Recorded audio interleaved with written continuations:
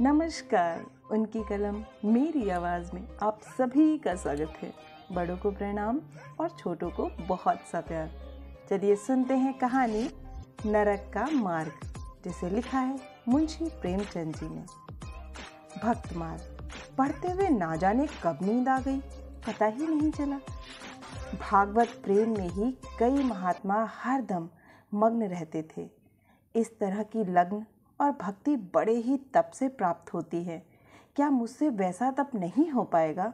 जीवन में भक्ति से बड़ा क्या कोई सुख है? आभूषणों और धन दौलत से जो प्रेम हो, वो क्या प्रेम? इनका तो नाम सुनते ही मुझे बुखार सा हो जाता है। सुशीला ने इन आभूषणों और फूलों से मुझे कितना सजाया था।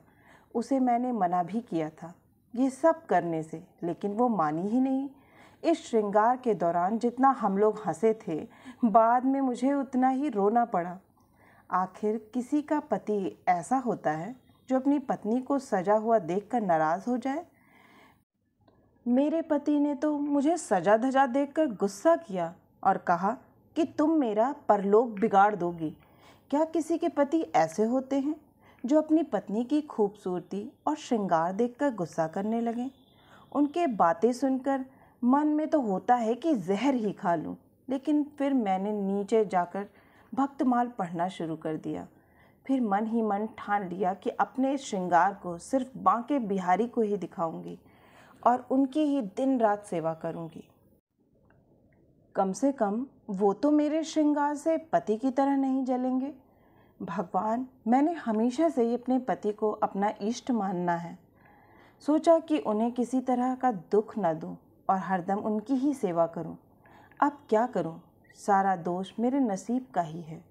वो तो निर्दोष हैं। मेरे भाग्य में जैसा लिखा है मैं वो सब भोग रही हूं। इतना सब पता होने के बाद भी जब भी उन्हें देखती हूं तो मन में दुख होता है। जब वो कुछ दिनों के लिए बाहर चले जाते हैं तो मन का बोझ कुछ कम हो जाता है। उनके ना होने से हंसने खेलने और जीवन को जीने लगती हूँ। फिर जब कुछ दिनों बाद वो लौट आते हैं तो उसी तरह का सन्नाटा और दुख छा जाता है। मेरे मन में होता है कि वो मेरे पिछले जन्म के दुश्मन रहे होंगे और उस दुश्मनी का बदला लेने के लिए उन्होंने मुझसे विवाह किया होगा। तभी ना मेरा मन उन्हें देखते ही उदास हो जाता है और उनकी सूरत मुझे बिल्कुल नहीं भाती। शायद इसी वजह से वो मुझे देखकर जलते रहते हैं। विवाह ना किया होता तो शायद आज सुखी होती, किंतु दुनिया का दस्तूर है कि बेटी को किसी न किसी पुरुष के साथ जन्मों के लिए बांध दिया जाता है। यह क्या जाने कि एक युवती अपने पति को लेकर कितने सपने संजो कर रखती है, उसके लिए उसका पति कितना खास होता है। लेकिन यहाँ सब उल्टा है। इन्हें देखते ही मेरे सीने में जलन सी होने लगती है। कभी इन्हें देखकर आँखों को वो शीलता नहीं मिली जो पति को देखकर एक युवती को मिलनी चाहिए। उधर सुशीला को देखती हूँ तो दुख और बढ़ जाता है। वो हमेशा हंसती मुस्कुराती रहती है, कभी अपनी गरीबी का रोना नहीं रोती। ना उसके पास कपड़े अच्छे हैं और ना ही गहने। मकान भी छोटा सा है। मन में होता है कि काश मैं अपना धन देकर उसकी परेशानियाँ ले लेती। फिर होता है कि उसका पति ही उसका सबसे बड़ा धन है। उसी से सुशीला को पूरी दुनिया का सुख मिल जाता होगा। सालों से इस सवाल को मन में दफन करने के बाद होते होते एक दिन मुझसे रहा न गया। आखिर मैंने अपने पति से यह सवाल कर ही लिया कि आपने मुझसे शादी क्यों की थी। इस सवाल को सुनते ही मेरे पति ने मुंह बना लिया। वो चिढ़ते हुए बोले, अपना घर परिवार संभालने के लिए, और क्या, भोग के लिए नहीं। इतना सुनते ही मैंने पूछा, क्या मैं सिर्फ इस घर का ख्याल रखने के लिए हूँ? उन्होंने कोई जवाब नहीं दिया। फिर मेरे मन में हुआ कि पहले इस घर का सारा सामान जहाँ तहाँ पड़ा रहता था। नौकर सब पूरा पैसा बर्बाद करते थे। अब मैं आ गई हूँ तो इन सब का ख्याल रखना ही मेरा धर्म है और मुझे यह सोचकर खुश होना चाहिए कि इतनी संपत्ति मेरे पास है। पहले मैं पूरे घर का ख्याल इनके बिना कहे रखती थी, लेकिन अब कुछ नहीं कहूँगी। ऐसे घर की किसी भी वस्तु को मैं आगे से हाथ नहीं लगाऊंगी। लेकिन कोई पुरुष विवाह सिर्फ घर संभालने के लिए थोड़ी करता है। उन्होंने जरूर ये जवाब मुझे गुस्से में चिढ़ कर दिया है। वैसे सुशीला ठीक ही कहती थी कि एक घर महिला के बिना अधूरा होता है, ठीक उसी तरह से जैसे एक पिंजरा बिना किसी चिड़िया के खाली लगता है। मैं समझ नहीं पाती हूँ कि आखिर इन्हें मुझ पर इतना संदेह क्यों होता है। मैं किसी से बात तक नहीं करती और ना ही कहीं बाहर आती जाती हूँ। ऐसे में शक करने की कोई वजह भी नहीं है। क्या इन्हें समझ नहीं आता कि मैं घर की इज्जत और मान मर्यादा के बारे में सब कुछ समझती हूँ? किसी भी तरह की गलत हरकत करने की तो दूर, मैं उनके बारे में सोच भी नहीं सकती हूँ। कभी कभी मुझे लगता है कि आधे से ज़्यादा उम्र निकल जाने पर विवाह करने वाले बुजुर्ग लोगों का यही हाल होता होगा। बेवजह ही अपनी पत्नी पर शक करते होंगे। सुशीला के बहुत बार कहने पर आज मैं उसके साथ ठाकुर जी की झांकी के दर्शन करने के लिए जाने वाली थी। मैं अपने बाल संवार ही रही थी कि तभी मेरे पति कहीं से आए। उन्होंने मुझे देखते ही पूछा, किधर जाने की तैयारी हो रही है? मैंने जवाब में कहा कि ठाकुर जी की झांकी आज निकल रही है, उसी को देखने के लिए सुशीला के साथ जाना है। इतना सुनते ही वो गुस्से में बोले कि तुम्हें कहीं जाने की ज़रूरत नहीं है। अपने पति की जिससे सेवा नहीं हो सकती है, उसे भगवान के दर्शन से भी कोई लाभ नहीं मिलता है। उन्होंने कहा कि मैं जानता हूँ महिलाओं को अच्छे से। उनकी यह बात सुनते ही मुझे बहुत बुरा लगा। गुस्से में मैंने कपड़े बदल लिए और चुपचाप बैठ गई। मन में हुआ कि उसी वक्त घर छोड़कर चली जाऊं। फिर देखती हूँ कि कैसे रोकते हैं, लेकिन पता नहीं क्या हुआ कि जा नहीं पाई।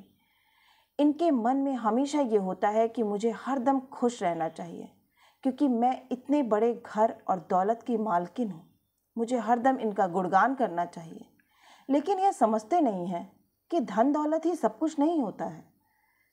अब ये 3 दिन से बीमार हैं। उन्हें निमोनिया हो गया है और कितने दिनों से यह कराह रहे हैं, लेकिन मैं इन्हें एक बार भी देखने नहीं गई। सभी घर में मौजूद नौकर उनका ख्याल रख रहे थे, लेकिन मेरे दिल में किसी तरह की करुणा इनके लिए नहीं आई।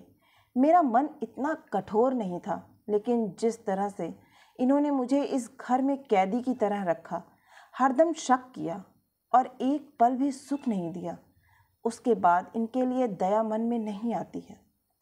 मन में होता है कि मुझे दिए गए दुखों का भगवान ने इन्हें दंड दिया है। अगर कोई समझे कि महिला को यूं ही किसी पुरुष के गले बांध दे और उसे किसी भी तरह से रखें, सो पूरी तरह गलत है। सुना है कि वो अपनी बीमारी का दोष मुझे ही दे रहे हैं, लेकिन मुझे परवाह नहीं। ये चाहें तो किसी को भी अपना धन दौलत दे सकते हैं। इसकी मुझे बिल्कुल ज़रूरत नहीं और ना ही लोभ है। होते होते एक दिन वो गुजर गए। आज उनको गए 3 दिन हो चुके हैं। मैंने उनके जाने के बाद चूड़ियाँ नहीं तोड़ी। मैं सिंदूर तो पहले भी नहीं लगाती थी और अभी भी नहीं लगाती। मेरे बुजुर्ग पति के बेटे ने ही उनका अंतिम संस्कार किया। घर के सभी लोग तरह तरह के मुझे ताने देते हैं, मेरे बंधे हुए लंबे बाल देखकर सुनाते हैं, लेकिन मुझे जरा भी बुरा नहीं लगता। ऊपर से मैं सभी को चिढ़ाने के लिए रंग बिरंगी साड़ियाँ भी पहन लेती हूँ। मेरे मन में होता है कि मैं इस कैद से रिहा हो गई। एक दिन मैं सुशीला के घर गई। उसके घर में किसी तरह की सुख सुविधा नहीं थी, चारपाई तक वहाँ पर नहीं थी, लेकिन वो इतनी खुश थी कि उसे देखते ही मन में ऊर्जा का संचार हो जाता है। इन लोगों को गरीब और नीच कैसे समझें, जो हरदम मुस्कुराते रहते हैं और प्रेम भरी बातें करते हैं। भले ही यह आनंद पल भर का था, लेकिन इससे जीवन सफल सा लगता है। फिर भी एक दिन मैं सुशीला से पूछ की कि अगर तुम्हारे पति किस दिन परदेश नौकरी के लिए चले गए तो क्या तुम उनकी याद में रो रोकर अपनी जान दे दोगी? सुशीला जवाब में बोली, नहीं, जान तो नहीं दूंगी, लेकिन उनकी याद से हरदम मन आनंदित होता रहेगा। भले ही वो सालों परदेश में रह लें, लेकिन उनकी याद हमेशा ही मुझे खुशी देती रहेगी। मैंने भी कहा कि सुशीला, मुझे भी ऐसी ही खुशी चाहिए जिसके आनंद में हमेशा मैं झूमती और गाती रहूं। ऐसा आनंद जो कभी कम ही ना हो। मन आजकल काफ़ी परेशान और चंचल था। होता था कि कहीं एकदम उड़ जाऊं। भक्ति के ग्रंथों को पढ़ने का भी मन न था और ना ही बाहर कहीं सैर करने का। ऐसा लगता था कि मन को पता ही नहीं उसे क्या चाहिए, लेकिन मेरे दिल में अपने पुराने दुख ही चल रहे थे। अब मुझे किसी की भी निंदा से फर्क नहीं पड़ता था। दिमाग में यह बात भी उठ रही थी कि मेरे माता पिता ने पैसों के लोभ में बूढ़े से विवाह करा दिया और उसने भी सिर्फ अपनी जिद पूरी करने के लिए मेरी मांग में सिंदूर डाला, लेकिन जिंदगी भर शक ही करता रहा। एक दिन घर के सभी लोग सो रहे थे। कमरे में मेरा दम घुट रहा था, इसलिए मैं दौड़कर उस घर से बाहर की ओर भाग गई। तभी मुझे एक बुढ़िया दिखी। मेरे मन में हुआ कि कहीं वो कोई चुड़ैल ना हो। तभी बुढ़िया ने कहा कि किसका रास्ता देख रही हो? मैंने जवाब में कहा, मरने की राह देख रही हूँ। बुढ़िया बोली, अभी तुम्हारे नसीब में मौत नहीं है, तुम्हें कई सारे सुख भोगने हैं।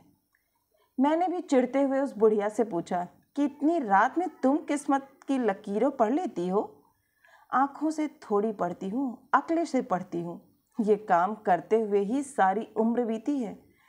तुम्हारे अब अच्छे दिन आ रहे हैं। मैं बस यही चाहती हूँ जिसकी जो मनोकामना हो वो उसे मिल जाए।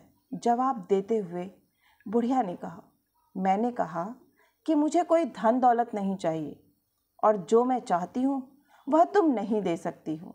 तब बुढ़िया ने कहा, मैं जानती हूँ तुम्हें जीवन में सिर्फ प्रेम चाहिए और मैं यह तुम्हें दिला सकती हूँ। मैं तुम्हें प्यार की नाव में बैठा सकती हूँ। उस अम्मा की बातें सुनकर मुझे लगा जैसे कि वो स्वर्ग से मेरी मदद करने के लिए आई हूँ।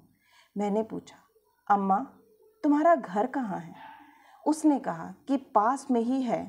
बेटा, मैं उस अम्मा के पीछे पीछे चलने लगी। बुढ़िया के पीछे चलते चलते मुझे पता लगा कि वो किसी स्वर्ग से आई मेरी मददगार नहीं बल्कि एक डायन ही है। कहाँ मैं अमृत की तलाश में थी और जहर मिल गया। मैं तो सुशीला जैसा सुख पाने की चाह रख रही थी, लेकिन कहाँ डायन की चपेट में आ गई। मेरी इस हालत के जिम्मेदार लोभी माता पिता और मुझे अपनी पत्नी बनाने के ख्वाब देख रहा वो वृद्ध है जिसने मुझे अपनी जिद के लिए पत्नी बनाया। मैं अपनी यह आत्मकथा कभी ना लिखती, लेकिन मैं चाहती हूँ कि सभी माता पिता ये समझ लें कि पैसा जीवन में सबसे बड़ा नहीं होता।